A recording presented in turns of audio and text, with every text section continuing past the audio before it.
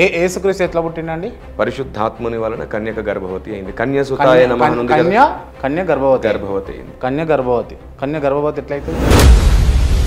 అంత సంస్కారం ఉన్నప్పుడు ఇతర మతస్థులను మీ మతంలోకి రమ్మనడం ఏ పార్టీ సంస్కారం అది? ఇప్పుడు శ్రీరాముడు దేవుడా కాదా? కాదు.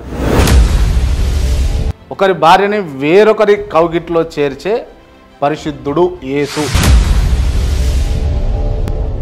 ఓకే, అంటే మీరు కేవలం క్రైస్తవ్యాన్ని, క్రైస్తవ మతాన్ని మాత్రమే నమ్ముతారు, ఇతర మతాలను నమ్మరు.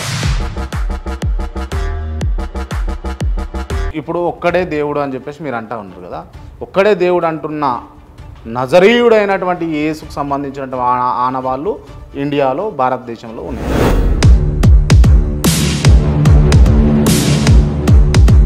అంటే అయ్యప్ప మాల వేసుకునేటటువంటి సోదరులు మీలాంటి పాస్టర్లు ఒకటేనా అంటారు. కొంతమంది పాస్టర్ల ముసుగులో ఆడవాళ్ళతోటి అసభ్యంగా వ్యవహరించారు.